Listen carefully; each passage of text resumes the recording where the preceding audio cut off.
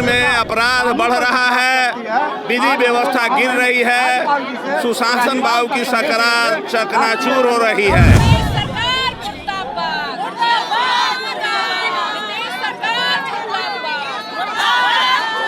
यह सरकार निकम्मी है या जो है कानून का चारों चक्का इसका बड़ा हो गया है। और जिस राज्य में अपराधी मंत्री बनता हो तो उस राज्य में अपराध कैसे रोक लग सकता है? 90% शोषित लोग को कितना दूर रोकेंगे? वो 10% तो वो जिएंगे नहीं अपने चापलूसी से। हरिजन के पिता लालू यादव। नमस्कार, मैं हूं नील कुमार, आप देख रहे हैं आरएडी न्यूज। राष्ट्रीय जनता दल आज राजभवन मार्च निकाले हैं। देखिए किस तरह से लोगों ने धरना प्रदर्शन कर रहे हैं। आरजेडी के वरिष्ठ नेता उदय नारायण चौधरी जी हैं, ऋतुलाल यादव हैं। आइए बात करते हैं। पूरे बिहार की जनता त्राहिमाम त्राहिमाम त्राहिमाम कर रही है। बिहार में अपराध बढ़ रहा है, विधि व्यवस्था गिर रही है, सुशासन बाबू की सरकार चकनाचूर हो रही है और कुल धड़ाधड़ गिर रहा है।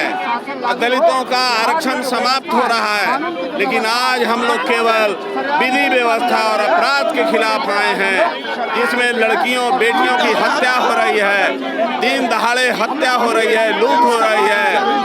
एम्स के पास भी सभी जगहों पर लूट हो रही है, हत्या हो रही है। उसके खिलाफ यह आक्रोश मार्च है। हालत बस से बदतर है, हत्या है, लूट है, डकैती है, बलात्कार है।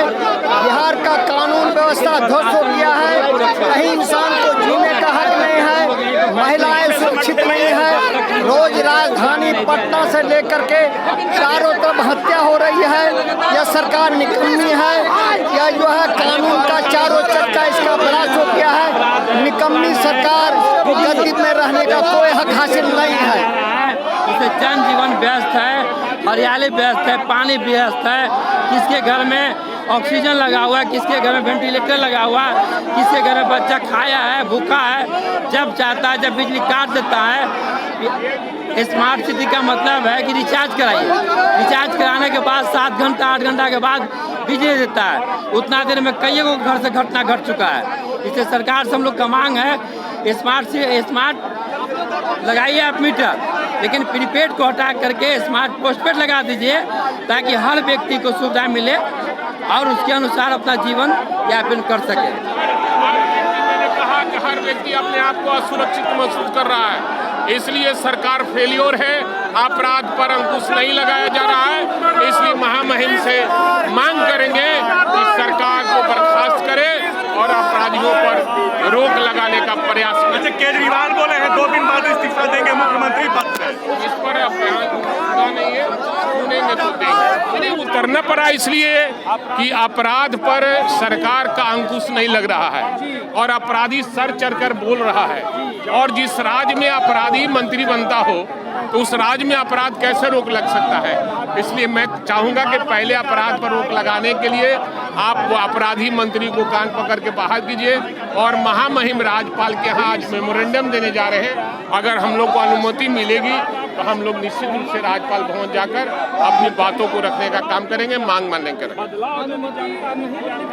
नहीं मिलेगी, हम सड़क पर ही अपनी बात को रखेंगे। आपके नहीं बल प्रयोग होगा, हम लाठी खाएंगे, लेकिन हम लोग अहिंसात्मक तरीके से काम करेंगे और अहिंसा में विश्वास करने वाले लोग हैं। हम लोग गांधी लोहिया को मानने वाले लोग हैं, इसलिए लाठी भी चलेगी, हम लाठी खाएंगे, लेकिन बिहार में अपराध खत्म हो इसके लिए आंदोलन करते रहेंगे। अरे लाठी गोली की सरकार नहीं चलेगी, नहीं चलेगी, नहीं चलेगी। क्या कहेंगे आप लोग आज राजभवन मार्च कर रहे हैं? देखिए, बिहार में नीतीश कुमार की जो सरकार है, 15 वर्षों में सबसे ज़्यादा हत्या, डकैती, महिलाओं पर अत्याचार, महिलाओं पर बलात्कार और सबसे ज़्यादा दलित मारे जा रहे हैं। राजनीतिक हत्याएं हो रही है। अभी तक जब से ये महाजंगल राज की संज्ञा हम लोग देते हैं, नीतीश कुमार जी को तत्काल इस्तीफा देना चाहिए और जनता के बीच आ जाना चाहिए। वो लोग तो खड़े हैं कि 2005 के पहले जंगल राज ये जो मेरे पास है ये आंकड़ा है, ये 2005 का नहीं है। ये जब से नीतीश कुमार जी बने हैं तब से ये आंकड़ा है 105 लोगों की हत्याएं अभी तक हो गई है। महिलाओं पर बलात्कार की संख्या बढ़ गई है। स्कूल की छात्राएं सुरक्षित नहीं है। आज आप लोग पूरे बिहार में अपराध का राज है। यहाँ पेपर लीक हो रहा है, महंगाई बढ़ रही है, बलात्कार हो रहा है, आए दिन लोगों की हत्या हो रही है और नीतीश कुमार से बिहार नहीं चल रही है। नीतीश कुमार से बिहार नहीं चल रही है, इसलिए हम लोग नीतीश कुमार से इस्तीफा मांग रहे हैं। हम लोग का मांग जो है सुन लीजिए, बिहार में बढ़ती महंगाई और बढ़ते अपराध और विधि व्यवस्था के खिलाफ में हम लोग नीतीश सरकार का विरोध और प्रदर्शन मार्च कर रहे हैं और राजभवन जाकर राज्यपाल से अनुरोध कर रहे हैं कि इस सरकार को तुरंत बर्खास्त करें। पुलिस प्रशासन राज्य सरकार के निर्देश पर हम लोग को रोक लिया है, लेकिन हम लोग रुकने वाले नहीं हैं और हम लोग राजभवन जाकर अपनी मांग को रखेंगे और मांग रख कर रहेंगे। हाँ हाँ, क्यों नहीं, राजभवन ही जाके दम लेंगे हम। उनको छोड़ना पड़ेगा। अब कितना दूर रोकेंगे वो? 90% शोषित लोग को कितना दूर रोकेंगे वो? 10% तो वो जिएंगे नहीं अपने चापलूसी से। कितना दिन रोकेंगे वो? बिहार में ना हिंसा बहुत हो गया है। शिक्षा को रोका जा रहा है, जो दलित बढ़ रहे थे वो सब रोका जा रहा है। हम लोग होने नहीं देंगे। उनको अगर आप भी यहीं के बासी हैं तो आप अपना जस्टिस कीजिए कि 90 के पहले आप लोग सही थे कि 90 के बाद आप लोग सही हैं।